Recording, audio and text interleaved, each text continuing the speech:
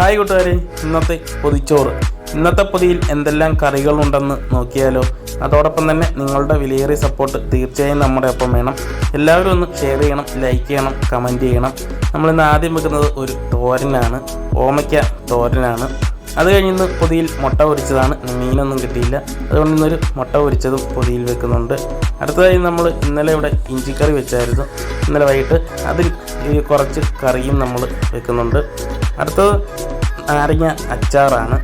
നാരങ്ങ അച്ചാറും വെച്ച് ഇന്ന് ഒഴിക്കറിയൊന്നുമില്ല, അതിന് പകരം ചമ്മന്തിയാണ്, തേങ്ങാ ചമ്മന്തി. ഇത്രയുമാണ് ഇന്നത്തെ പൊതിയിലുള്ള കറികൾ. ഈ പൊതി നിങ്ങൾക്ക് എല്ലാവർക്കും ഇഷ്ടപ്പെട്ടു കാണുമെന്ന് വിചാരിക്കുന്നു.